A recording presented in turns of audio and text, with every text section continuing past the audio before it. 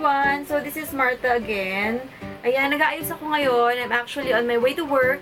And naisip ko lang, why don't I film something para at least dalawa na yung nagagawa ko. Since I'll be a little busy, so wala akong a lot of time to film. So, yan. Simulan na natin. Teka lang, isip ko lang yung kikilay ko sandali. Nakapag-foundation na pala ako, guys. Hindi ko pa siya nasiset. So, nagkikilay muna ako para maiba naman. Pero before ko gawin yan, proceed muna tayo sa first question. And this is a question from Instagram. And her name is Krista Conanan. Matagal na siya nag-request na i-shoutout ko siya. Hi, Krista. Thank you for watching all the time. God bless you. And her question is, Hi, Ate Martha. Where do you live po? I love your videos.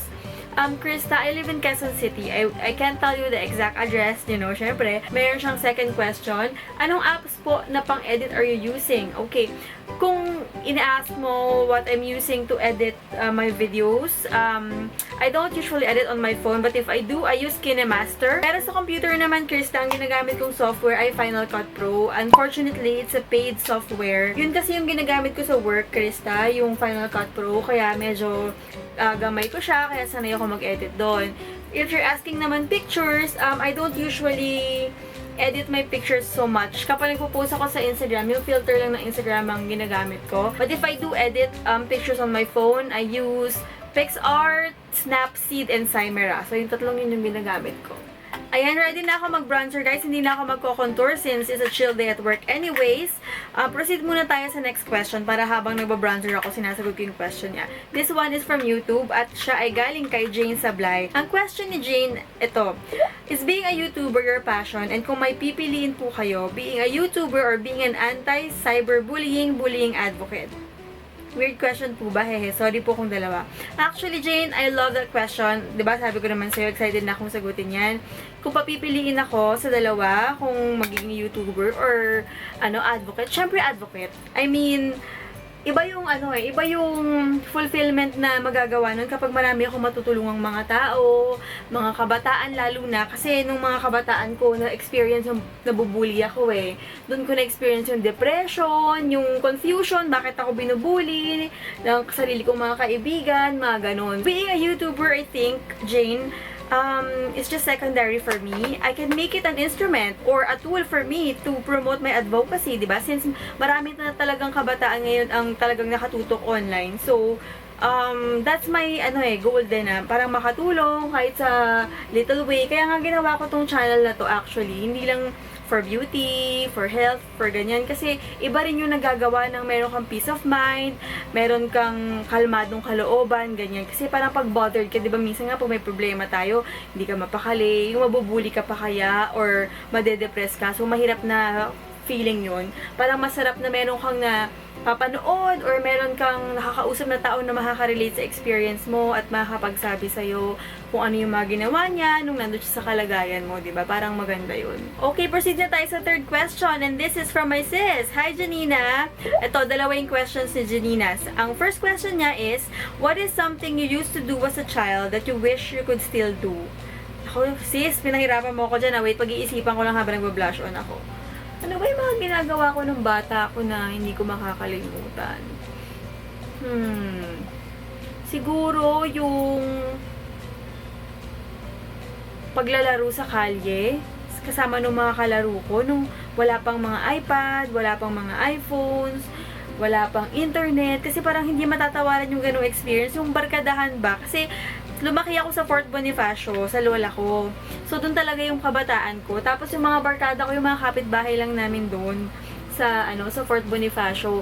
So, ang ginagawa namin, kami bumabarkada, tumatambay kami doon sa may tindahan. Tapos, gagawa kami ng oil gamit yung gumamela, didikdikin namin. Yung mga ganun ba? Yung mga ganong klase ng kaligayahan na hindi involve ang technology, na talagang tatatak sa isip mo, yung pupunta kami sa haunted house, tapos magtatakbuhan kami, basta yung mga ganong klaseng fun, yung active fun ba, hindi yung, kasi ngayon yung mga kabataan, kahit yung mga pamangkin ko, super tutok na sila sa gadgets, na parang minsan hindi na rin yun maganda. I heard actually a study na may isang bata na nagkaroon ng epilepsy because masyado siyang tutok sa gadgets. So, parang nasa-stimulate yata yung something on the child's brain that causes epilepsy. So, kung meron kayong mga anak, mga sis, kung meron kayong mga sisters or brothers, or kung sino man mga friends na may mga baby girl, baby boy, advise nyo sila na wag masyadong patutukin sa gadgets kasi, yun nga, bukod sa hindi siya healthy kapag masyadong tutok dyan,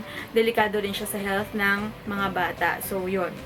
Second question ni sis, what is your ultimate goal in life?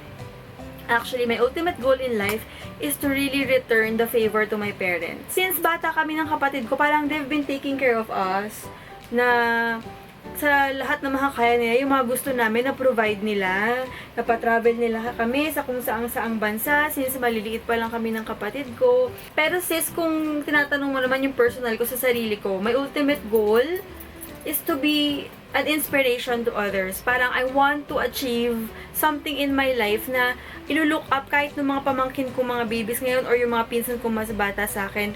I want to be someone na ilulook up nila to do something good in their life. Actually, kahit hindi ko lang makakamag-anak, kahit kayo yung mga nanonood, I want to be an inspiration. I don't want to be a goal. Kasi diba minsan sinasabi natin, uy ate, goals talaga kita because because of that. Parang ayoko maging goal. I want to inspire. Kasi pag goal, parang itatry nilang i-achieve ko ano yung meron. Kaya parang hindi ko masyadong gusto yung ganun. Parang mas gusto ko na i-achieve mo yung something na yun, your own way, in your own light. Just be inspired of that someone. So, yan yung ultimate goal ko. Yan. Tapos, habang naayos ko yung sa mukha ko, meron pang isang question dito. Wait lang ha. Ayan. Kay Cheska Zita, her question is, for a starter in YouTube, any tips on how to be known? Thanks, ate. How to be known? Ako, Cheska. Actually, wala naman akong ginawa. Tsaka, for me, hindi pa naman ako known kasi parang compared sa mga naglalakihang mga Filipino na YouTuber, walang-wala yung mga subscribers ko. Pero masaya na ako sa kung anong meron ako ngayon. Siguro, alam ko, parang medyo mabilis na tumaas yung number ng subscribers. Wala talaga akong ginawa. I just filmed kung ano yung ako. I didn't pretend to be someone I'm not. Kung ano yung nakikita nyo sa camera, ganun ako. I'm not scared to be barefaced. I'm not scared to show who I am. I'm not scared to say what I wanna say, lalo na sa mga bullies. So, mga ganun. Siguro, feeling ko yun yung nakikita talaga ng mga tao sa'yo. Kasi parang, if they see you talk on camera or act, makikita nila kung you're just pretending or being true to yourself.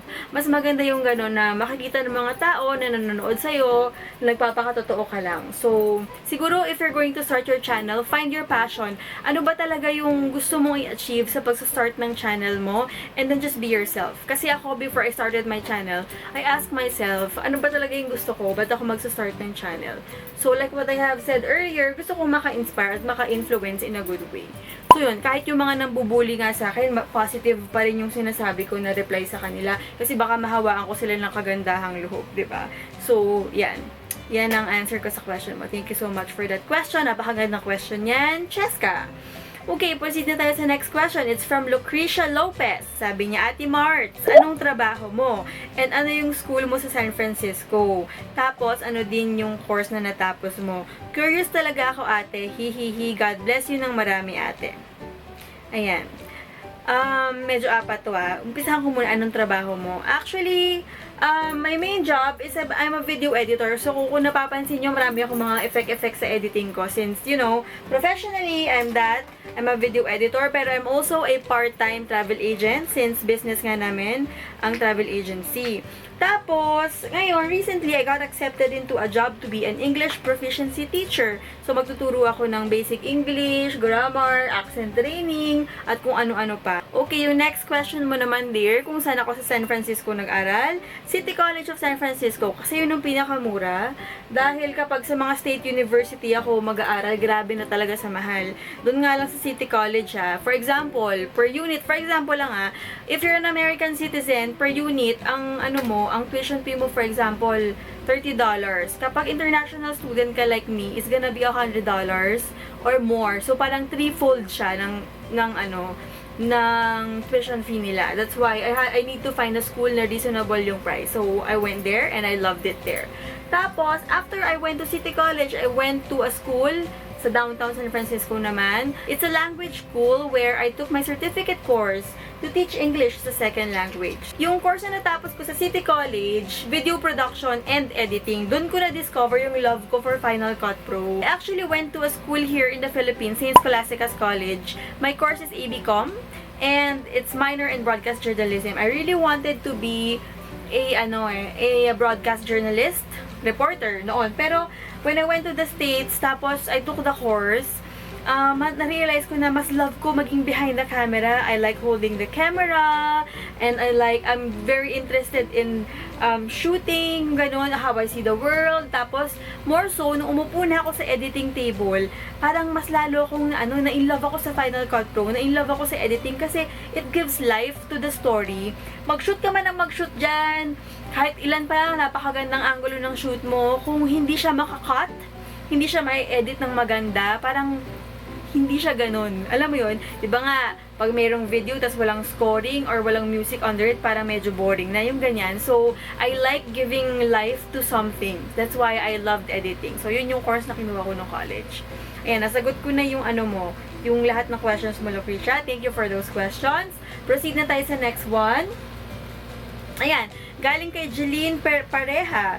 Jeline, nanalo ka pala sa giveaway ko. Please contact me kasi hinihintay ko yung dalawa pa, si Jade tsaka si Jeline, hindi pa nila ako kinokontak para sabay-sabay ko nang ma-mail out sa inyo yung mga prizes. Anyway, she asked, what's the most memorable moment of your high school life? Tuwing tinatanong ako nito, isa lang talaga yung naaalala ko, guys. Nadulas ako sa boys department. As in, nadulas, lumipad yung palda ko, nakita yung shorts ko sa loob, tapos nahulog ako sa tatlong hakbang ng stairs, tapos pagbagsak ko, nakataas yung palda ko, at medyo parang kitang-kita yung tumbong ko talaga. Yun ang pinaka-memorable, embarrassing moment. Tapos nakita ko pa yung crush ko nakatingin, tapos tumalikod siya, tapos nag-shake yung shoulders niya. So, parang tumatawa siya, parang oh my god, talagang ayokong pumasok afterwards. So, isa yon sa pinaka-memorable moment ng high school life ko. Tapos, since Girl Scout din ako noon, meron kaming mga camping sa loob ng campus. So, isa pa sa pinaka-memorable ko nung high school ako is, matutulog na kami, na ready na kami sa mga sleeping blankets namin, etc. etc. Biglang may umiyak na baby galing dun sa laboratory namin. Parang, wala naman kaming baby kasama. So, parang, sabi nung troop leader namin, narinig nyo ba yun? Parang sabi nila, yun daw yung mga fetus na nasa loob ng mga jars for, ewan ko, yun. Isa pa yun sa memorable. Scary, pero hindi ko makakalimutan. Ang ganda ng tanong mo, Jeline. Napapareminis tuloy ako ngayon ng mga crush ko nung high school na hindi nila ako type kasi ang bayat-bayat ko, ang itim ko, yung buhok ko hanggang dito. Tapos, wala pa akong boobs. Late bloomer kasi ako. So, parang mukha akong nene. Alam mo yun? Parang hindi gustuhin. Samantalang yung mga iba kong kabatch talagang, woo! Sexy! Pak! Pang-muse. Ako talagang hindi. So, ayan. Nakaka-reminis lang yung mga moments na ganyan. Wait lang! Ay! Wait lang guys, mag-eyeliner lang ako, I'll be back. Ayan, ma-eyeliner na ako. So, retouch na lang ng konti ng mga blush. Ayan, proceed tayo sa next question, guys. This is from CJ Estrel Evangelista. Hi, CJ! Her question is, super nice talaga ng video mo, ate. Napaka-helpful. Ano experience mo, ate, sa flight mo papuntang UK? Sana po masagot ninyo. Thank you po and God bless. Going to UK, I actually took a Cathay Pacific flight. So, there's a stopover in Hong Kong. And since hosted ng Cathay Pacific yung papunta kong UK, we were able to stay sa executive lounge nila. So, it was a nice experience. It was a long flight though. Okay naman for me yung flight ko from Hong Kong to UK kasi malaki yung mga upuan ng Cathay. Masarap yung pagkain nila. Tapos maraming mga movie selections. Tapos comfortable naman siya for sleeping. Yung laki ng upuan niya. So, I didn't really have a lot of problem with it. Since, yun nga, comfortable naman sa Cathay. Pero, ang pinaka-favorite ko talagang airline of all time, guys, is, of course, Philippine Airlines. Hindi lang siya comfortable, masarap pa yung food. Sa lahat ng mga nasakyan kong aeroplano na napakarami na, guys, Philippine Airlines ang may pinakamasarap na pagkain. I swear talaga. Favorite ko talaga yan. Tsaka, kapag mag-fly ako, I usually prefer going on straight flights. Ayoko na lang may stopover. Kasi parang feeling ko sayang oras. So, yan. Tapos meron pa ditong isang question Wait lang hahanapin ko. So, habang hinahanap yung isang question, guys, ito pala yung outfit ko for today. Pullover lang na white, tapos ayan, ano ba? Di kita. Sweatpants na kulay salmon pink. Ganyan lang. Super laid back and chill lang talaga ako, guys, pagpapasok. Kasi, ayoko na nasa-stress sa trabaho pag masikip yung suot. Parang mas lalong nakaka-stress, ganyan. So, yan. I want to give a special shout out to these people. G Cordero, hello sis, sabi niya, "Hi Marta, love you and your channel. Bakit 1K lang ang subscriber mo? Dapat millions." Natawa ko ng bongga doon, G. Let's hope for that kasi the more na mag-subscribe sa channel natin, the more marami tayong taong mahihelp at matutulungan sa mga whatever problems they might have. Okay. I want to say hi to Mariel Lakap. Also, she's from Canada. Hello, Mariel. Kamusta dyan sa Canada? I hope one time makavisit ako dyan and I will be able to see you. God bless you, Mariel. Hindi ko na mahanap yung isang question, guys. I think isasama ko na lang siya sa isang batch ng, ng Ask Marta questions. Kasi I really need to go now. Siguro, itataas ko na lang yung buhok papuntang work. Or I can just comb it. At natutuyo naman siya ng straight. Ayan, guys. Ready na akong pumasok in a bit. Meron palang mga ibang nagtanong sa akin through Instagram. Medyo madami sila, tsaka sa YouTube. They're asking about my job. Very interested daw sila. Gusto raw nila maging editor like me. If you want to be an editor like me, guys, kumuha kayo ng crash courses ng Final Cut Pro. Look it up in OLX. I think, i-google mo na lang like Manila lessons or FCP lessons in Metro Manila. And then, kung may lalabas sa mga workshops, go for it. Pero, my advice is like what I did. Sa school naman, basic lang ang tinuro sa amin sa Final Cut Pro. What I did is I purchased a computer and the software, and I studied it myself. So, kung gusto mo talaga yon, you will find a way, mag-iipon ka para makabili ka ng system. Tapos, ang pinaka-best way talaga to learn Final Cut is to play around with it.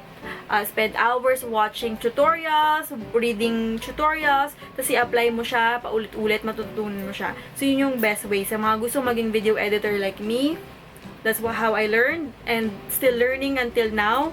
10 years na akong nag-edit ngayon and I'm still learning a lot from my co-workers and producers and everyone there in GMA. So that's it for this video, guys. I really need to go to work. Thank you so much for watching. Until next time, God bless you. I love you so much.